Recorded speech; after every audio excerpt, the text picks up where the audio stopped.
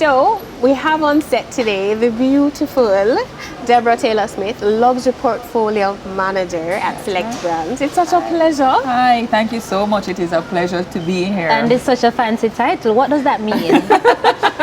Okay, so the portfolio is segmented because we have brands that are widely available in retail, and we also have brands that are not widely available in retail, but these brands need a little more love and attention. They're tend to be higher priced, and so you deal with them a little differently to how you deal with brands of the other brands. Okay, I like it. Me too. I like it. I love it because it means that you're able to then tailor your activity to the specific brands and show them extra love. Yeah, where we sign up for internship. Talk to me after the show. Okay, so today we're talking about food and wine pairing. First off, what is food and wine pairing? Why is it so important? So you can have a great meal.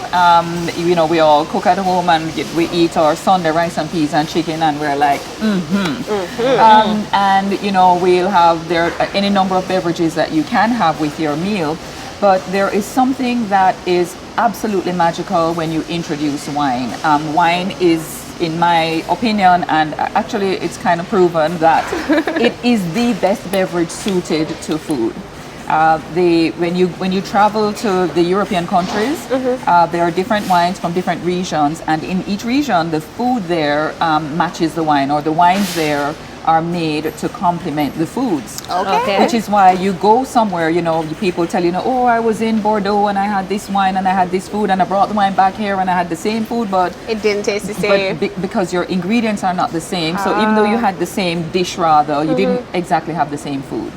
And there is something kind of scientific that happens with wines and food that it elevates a meal and it takes you to gastronomy heaven. So what are then the general tips when we're pairing wines with food? So generally speaking, I know we would have heard, white wines with white meats, red wines with red meats. And the logic behind that is that white wines are lighter and white meats are lighter. Okay. And red wines are heavier and red meats are heavier. So you can see the balance there. So why would you pair heavy with heavy? Because and light with light. Very good, very, very good question. Because you don't want any one thing to dominate. So light with light gives you balance. If this is light and this is heavy, then heavy is going to weigh down. Okay. Or in the case of food, it would overpower. Okay. So light with light, so you get some kind of balance there, and heavy with heavy, you get that balance. So that's the general principle, and it still holds true, relatively speaking. However, we do know that, nowadays we say there are no rules. So you basically must just have fun. Eat what you want and drink whatever you want with it. I get that. But there are some principles to guide the experience, because certainly when you're diving in, if you can sort of get eased into it, it's easier than just... The experience is more enjoyable. Right. Yes, right. So when we are white wines with white meats, because white meats, they tend not to be as flavorful, and they're not as fatty or as acidic, whereas white meats tend to have really good acid, so they are able to work quite nicely with... For viewers at home, right, we're getting up to Valentine's Day. What are white meat options that they could prepare for Valentine's Day? Sure. So white meat options would take into account fish.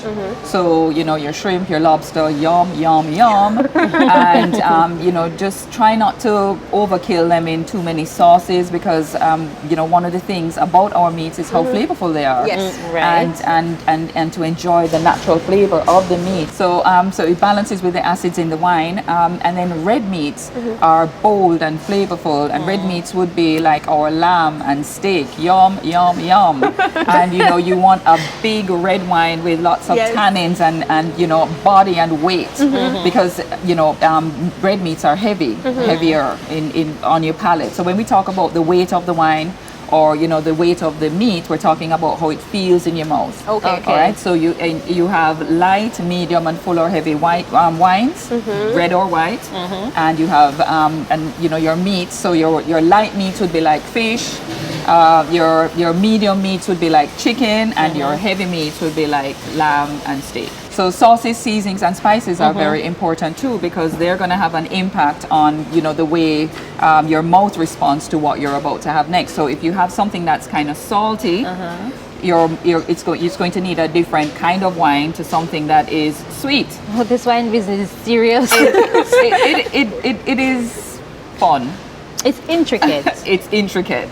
It's interesting. Yes. And once you understand certain principles about it, you know, and the whole idea about it too is to just have fun. Yeah. Like, Okay. you know, there's no hard and fast thing. So to make it simple for a lot of us, Yes.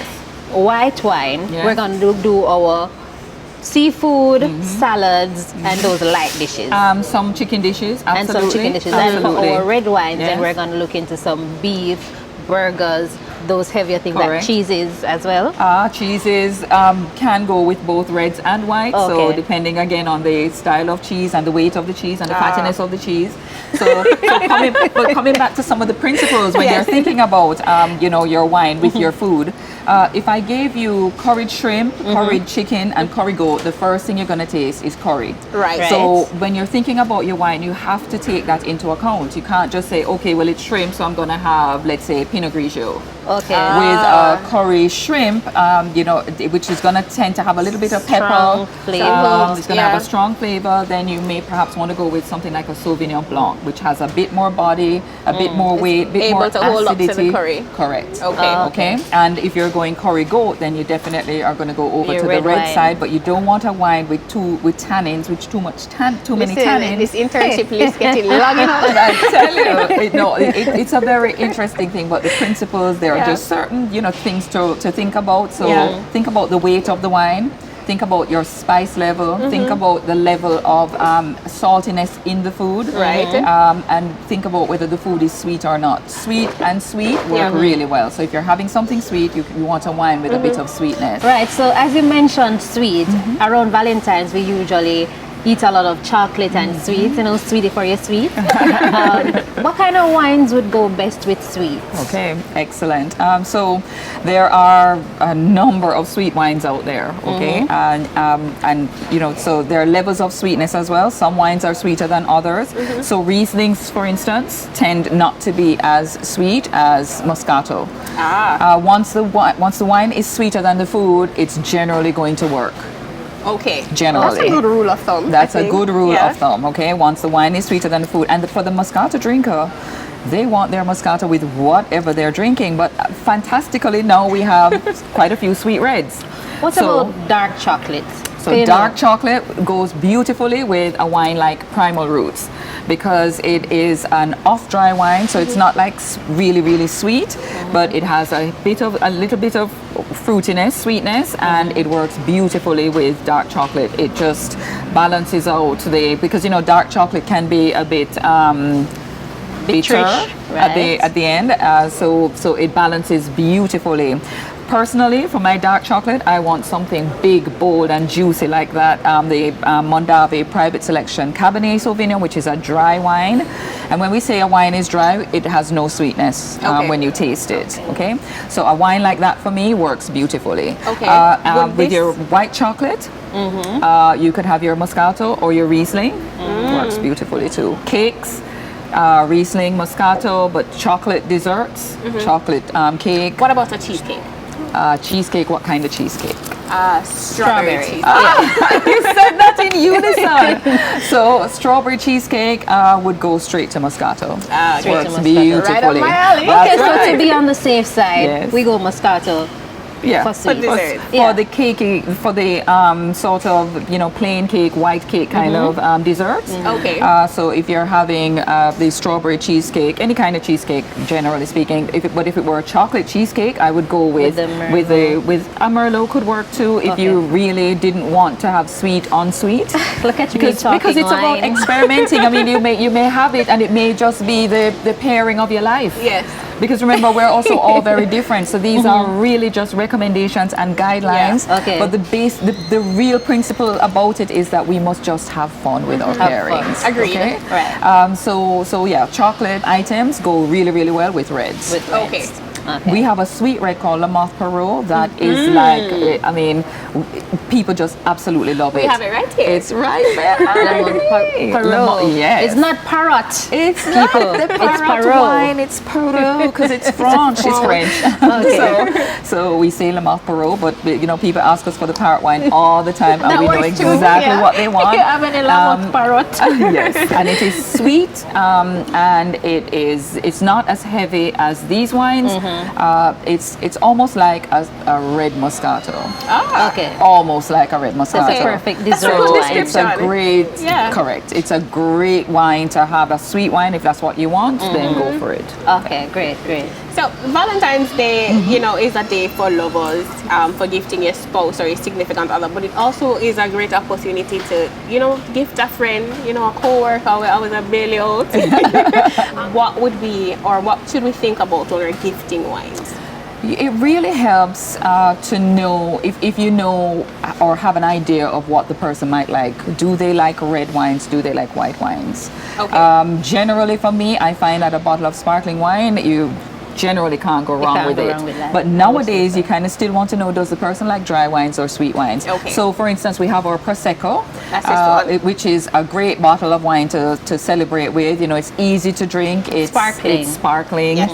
And you know, it's celebratory. So that is a great one to gift at a time like this. Again, another Moscato. sparkling Spirulina Moscato Rosé, which is a hit every single time. It is a Moscato and it's a rosé, so that means that it has a little bit more fruitiness, red fruit flavors like strawberries and cherries, along with the Moscato notes.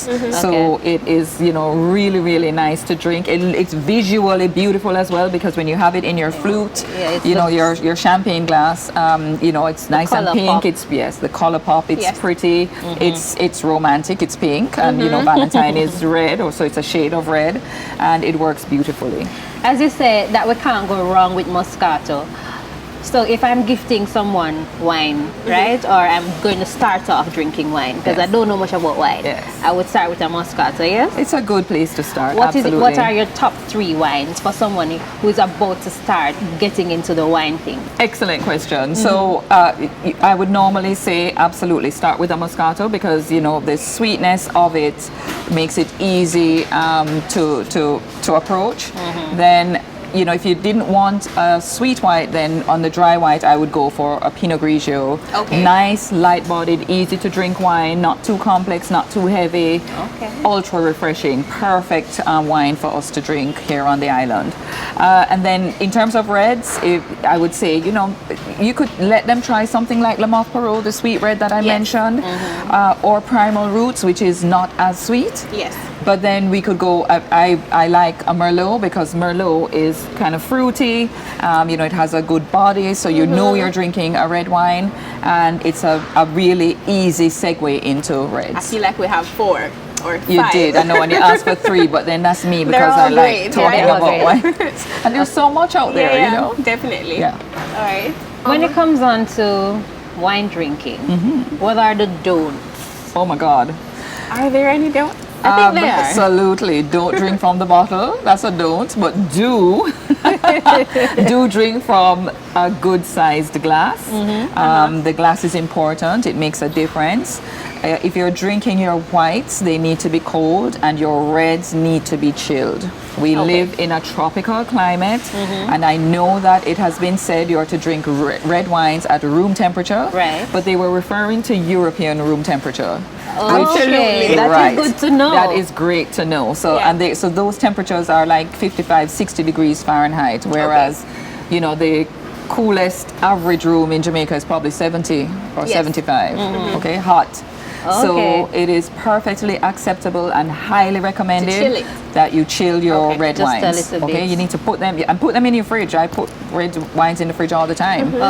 Because sometimes there's not enough space in the wine fridge. So you want the bottle to be cool to the touch. So when you put the back of your hand on the bottle like this, it should feel cool. Okay. So definitely chill your reds. What about ice in the wine glass? So, disclaimer, you know, everyone has a right to their personal preference, but we don't want you to put ice in the wine. The clever thing that people do is use what they call leftover wine, which I don't know how that happens because you don't have leftover wine, but make ice cubes from them and use that cube in the same wine. That's pretty cool. Yeah. That is pretty cool, but it's a personal preference, and I have friends who, much to my chagrin, do use ice in their wines. Cling, cling, cling, I cling. know, it's a personal preference. Okay. The only thing I'd add is to always drink responsibly. Totally. Yeah. Do we have to for Valentine's Day since we're staying in? Yes, you must. We must always drink responsibly. We must. We must. But you raised a great point. Always use the perfect glass. And of course at MegaMart we have a wide selection Yes, of we wine do. glasses. Yes, you do. So we're going to take a look at that in a minute. Okay. So speaking of glasses, here's my party trick. Ta-da! All right, so the right glass is important. Yes. Okay, so for we our have- sparkling wines, we use our flutes. Example, numéro 1. Right. And Moscato. El Número 2. Right. Okay, so it's very, very important to use the glass that is shaped this way because you know the bubbles need the depth of the glass to come through so that they burst at the top and you get the aromas. So you're not filling the glass all the way. Definitely not. Horror, shock. Never ever, please. So that's ever. a don't.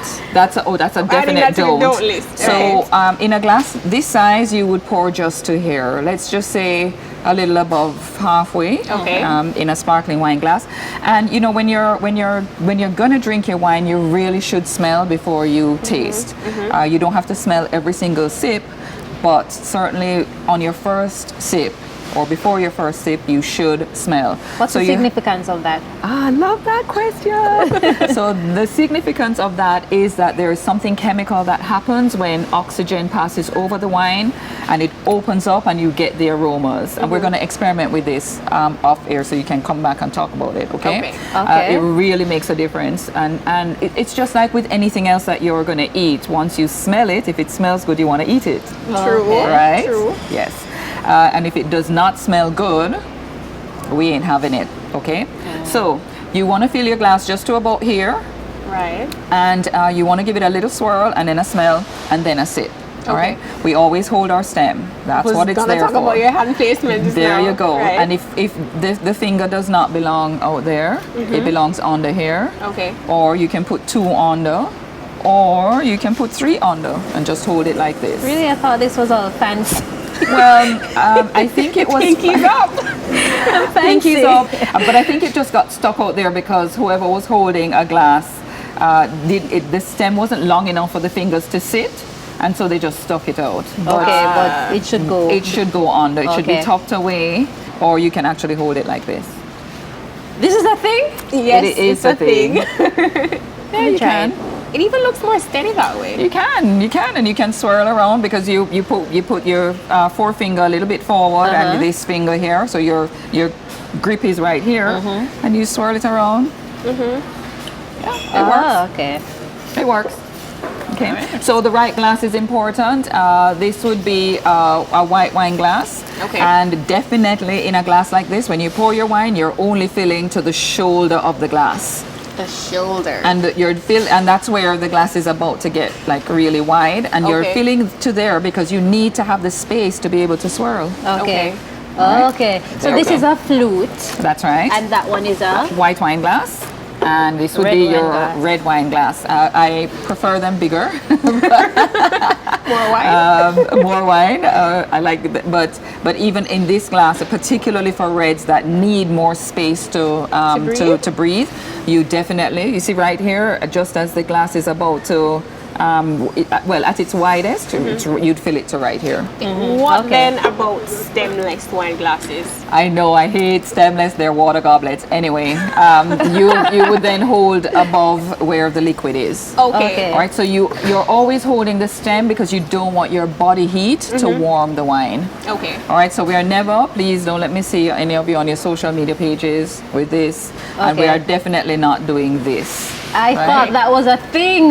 Well, it was an outdated thing. Oh my, okay. Yeah, All right. we don't do it. We don't do So it in anymore. recap, we hold the stem, Yes, Pinky's not sticking out. correct. So hold the stem, yeah. swirl the glass, Yes, so we swirl, swirl, swirl, swirl, swirl, Right. swirl, swirl, swirl, Smell. swirl, swirl. Then we smell. and then we sip. So And it's the what 4 happens? S's. It's actually 5. 5? Yes. Stem, swirl, smell, Yeah. sip. And either spit Sip. or Oh. swallow. So there's a fifth one. All right. But we're Jamaicans. Okay. We don't swallow. We don't spit. We don't. We're not wasting wine around and, here. And that's the only time it's polite to spit, by the way. Right. In public Right. is at a wine tasting. Right. So where do you spit? Ah, where do you good, spit very this good wine? question. So we'd have what you call a spittoon or a spit bucket that is designed specifically for that. Okay. And then that would be in a wine tasting where you have multiple wines that Yeah. you're going to go through, and you Correct. kind of want to save Yeah. room for later. Or you don't want to get intoxicated. Okay, understood. Oh, okay. So why should our viewers choose select brands? I mean, we already know, but for formalities. Sure. You know, I'm proud to say that Select Brands has the widest selection of wines and spirits available down. on the island.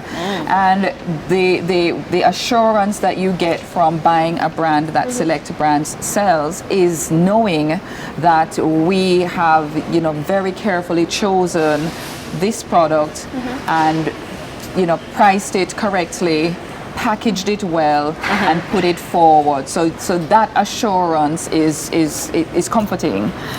We are never going to necessarily say to you, you know, what we have is the cheapest. But what we can wholeheartedly say to you is that our products are best in class. Yes. And you know, there are still some things that we're looking for. Luxury, you know, does have Yeah. levels just like everything else. So there are Yes. more things that will come. Okay. But we are very, very particular about what we bring into the portfolio Yes. and have available to our consumers. So in essence, Okay. what you're getting is great value. We pride ourselves on Yeah. excellent value and service. I Yeah. mean, we are a service team extraordinaire. Yeah. So you can find us. Well, we do have specials here in store. Okay, Yay. that's what I was Get gonna into ask. that. Yes, we Valentine do have special. specials for Valentine. Great reds, great Yeah. whites, sparkling wines, and there's something for everyone at different price points, Yes. which is also important. Yeah. Okay. Okay. And then you can also find us at www.selectbrandsja.com. We are on Facebook, Twitter, Instagram. You can email us at getit@selectbrandsja. And Love it. get it? Yeah, come get it. We're here for you. And I just also want to mention that, you know, we have a wine club that one can get new wines and discover new varietals. Yeah. So there. So our conversation was centered mainly around wines, but we do have the finest selection of whiskeys on the island. Yeah. We have vodkas, we have rum, we have gin, we have, oh my gosh, we have the finest chasers you could ever want, mixers, water, you name Every it. single We have thing. every single thing you could possibly need. We are a one-stop location, so do come get it at selectbrandsja.com. So to illustrate what we were talking about with wine and food, and because it's Valentine's Day, we asked Chef Alex the Great to prepare a few dishes for us that we could talk about and to, you know, show the versatility of our wines. So our first dish is deconstructed chicken salad, Chef Alex the Great style, because of course it would be way too ordinary to have some lettuce with some chicken on top. So he had to do it really fancy, and it's got walnuts, it's got you know, carrots and red cabbage and all kinds of goody deliciousness in there.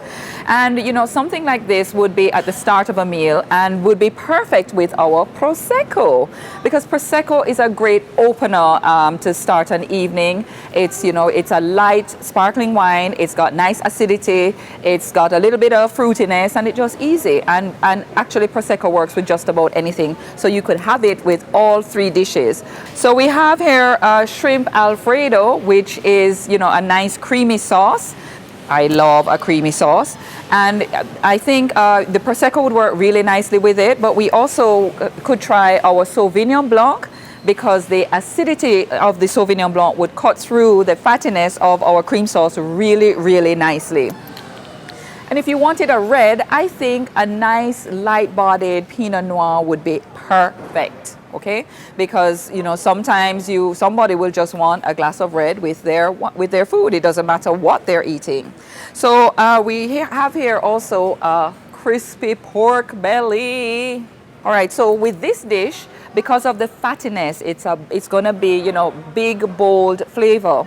And so you want something that is also going to be able to cut through that fattiness. So you could have a Chardonnay, you could have a Cabernet, or you could have a sweet wine.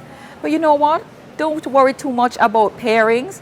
What I'm saying to you is just have fun. So initially we spoke about wines, wine and food pairing, and we got a crash course from Deborah. But now she's going to give us a mini course on cocktails. And she's behind the bar now. Yep, here I am turning tricks again. Yes. Oops. Yeah, sorry. So men, well, most of us enjoy, wine with our meals, but, sometimes you may want to open the evening with a cocktail or close it with a cocktail, or your partner does not want to have wine. Yeah. And, people drink what they like all the time, and but, we're just saying change it up just a little bit. Yeah. And bourbon is a really interesting segment. It is whiskey that is made in Kentucky, in the US of A, and it makes a really, really great cocktails. Yeah. Okay. And so we've been experimenting. I mean, one of the easiest cocktails to make is a sour. So you have whiskey sour, you have amaretto sour, you have rum sours, etc. Right. And you take your spirit and you add to it lemon juice, or in our case we've used civil oranges, and we've added a little bit of simple syrup to kind of take the edge off. Okay. And then we're just gonna top it up with a little bit of soda. And you have something that is delightfully refreshing. It looks refreshing. It looks great. Now we can put ice in the glass. Yes, oh, No. definitely. I'll beg you. Okay. Yes, they definitely put some ice in the glass.